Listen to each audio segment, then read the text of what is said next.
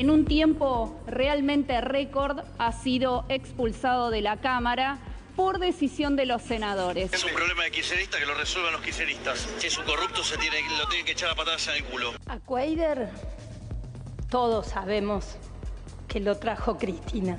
Lo vimos impreso en la boleta. Obvio que la gente espera que lo echemos a patadas. Esta foto, acá hay 3 personas que tienen cuenta en la justicia y fueron líderes y gobernaron un país. Hay 2 que gobernaron un país muchos años, ¿te cuenta? La varija Antonino de Wilson, los bolsos de López y ahora la mochila de Cuéllar. Que siempre vienen de la misma dirección. ¿De dónde? De los mismos de siempre. Y cuando digo los mismos de siempre, son todos los que han tenido raíces con esta matriz corrupta y nefasta del kirchnerismo que nos ha traído estos tremendos índices de pobreza y atraso en la República Argentina. Yo no recuerdo una vez en la historia que haya un senador argentino preso en un país extranjero, en este caso Paraguay. Y a lo largo de la historia el peronismo tiene muchas traiciones. Y lógico, también tuvimos algunos muy peligrosos. Tuvimos a López Rega. O el miedo a que se sepa cómo se consiguieron los votos para la ley bases. O el miedo a que si no lo protegen y encubren como están queriendo hacer ahora, cante más que Valeria Lynch. Saquemos la mugre del Senado. ¿Usted revisó su oficina a ver si tiene alguna ratita? Porque yo revisé la mía y no tengo ni basura porque limpia bien la gente y no tengo ninguna rata. Y finalmente lo echaron al senador Edgardo Cuéllar. Claro, ahora nadie lo conoce a Cuéllar, pero Cuéllar entró en la boleta del peronismo y después pegó una voltereta y se pasó a la Libertad Avanza. Si no hubiera votado Cuéllar a favor de la ley bases no hubiera llegado al desempate de Victoria Villarruel, de la vicepresidenta, que fue la que desempata la ley bases. Esa es la importancia que tuvo haber, ¿cómo decirlo?, seducido al senador Cuéllar, el mismo que apareció oportunamente con $200.000 en una mochila en Paraguay. ¿Qué fue lo que pasó a lo largo de la tarde por lo cual cambiaron los no peronistas, digamos, para decirlo de alguna manera, digamos, didáctica, estaban por la suspensión de Cuéllar, tal como él había pedido, hasta marzo. Y de pronto hubo una abrumadora mayoría para expulsarlo. ¿Qué fue lo que cambió? Hubo negociaciones frenéticas durante toda la jornada y lo que cambió, el humor, digamos, de los oficialistas, que no son oficialistas, son amigables al oficialismo, fue un oficio que presentó la jueza federal Sandra Arroyo Salgado a Villarruel con un pedido de desafuero y de detención de Cuéllar.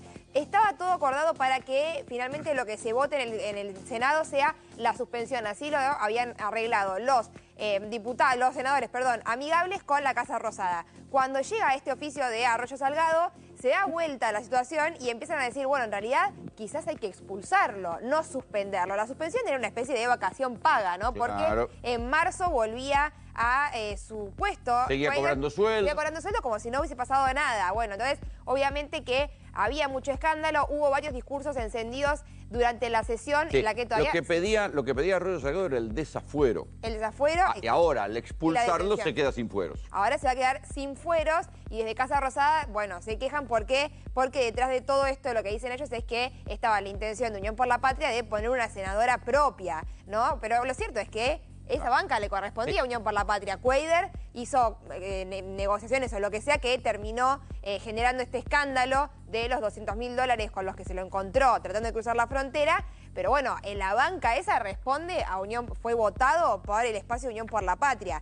Quien entró en su lugar finalmente fue Estefanía Cora de la Cámpora. Entonces con esto va a pasar a tener de 33 senadores a 34, muy cerca de recuperar el quórum y la mayoría propia, ¿no? Que son 37 senadores. Así que fue un triunfo para Unión por la Patria, que pudo recuperar un senador propio. Cuéllar, ya digamos, él de hecho lo había dicho Cuéllar cuando le preguntan en Paraguay, y dice, bueno, yo en realidad respondía a la Casa Rosada, claro, ¿no? Soy parte de, me siento identificado con el oficialismo. Había una senadora que decía, cuidado porque no sea cosa que Cuadra termine cantando más que Valeria Lynch. ¿Por qué? Porque, bueno, ¿cómo fueron las negociaciones? De hecho, hay algo, en algún momento, y por algún argumento, Cuadra apareció sentadito en una foto al lado de Milei y Camagüey Spínola en Casa de Gobierno. Algo pasó.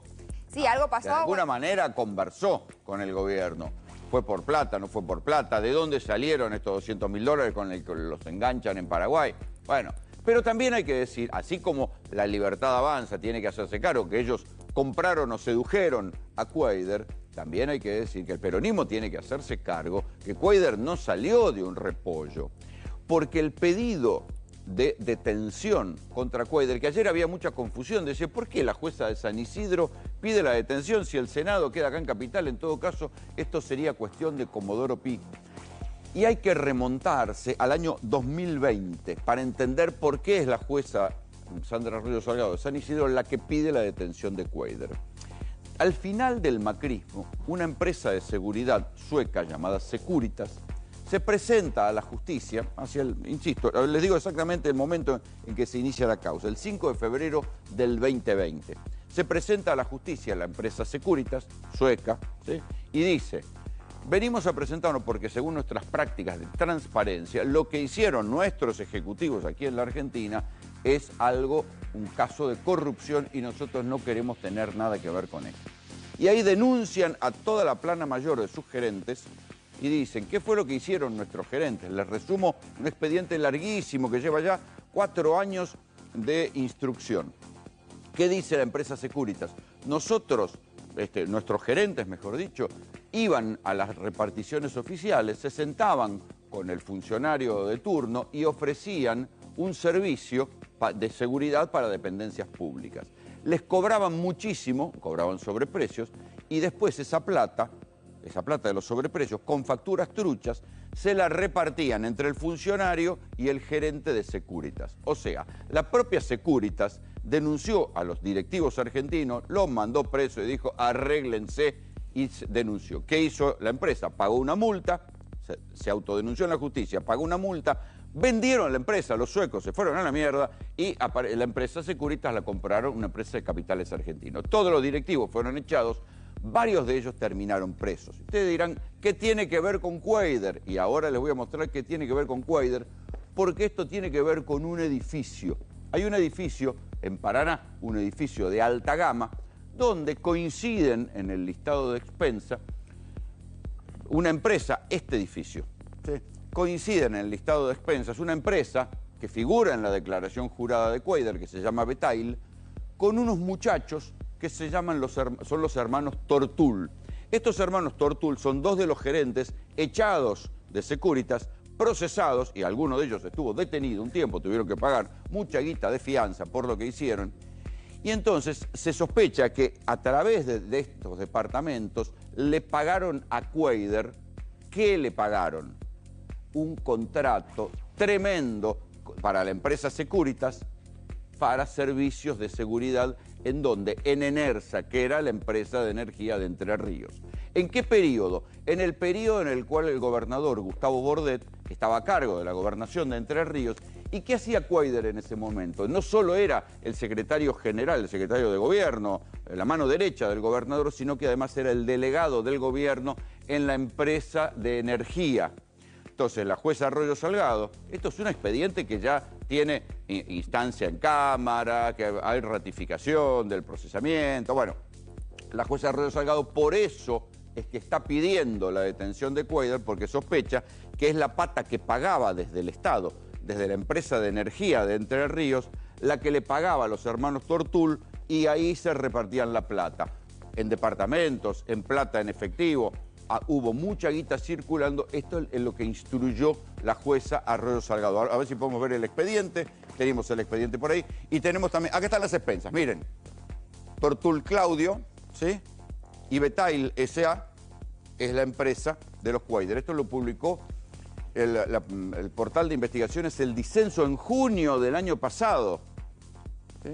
Y hay en otra placa, tengo también el expediente, la ratificación de los procesamientos. Acá está, Cámara Federal de San Isidro, que es la que supervisa las actuaciones de la jueza federal Arroyo Salgado. ¿Y quiénes aparecen? Claudio Raúl Tortul, Marcelo Javier Tortul. Ambos eran gerentes regionales de Securitas, ¿sí? Coincidía con la regional que abarcaba la provincia de Entre Ríos.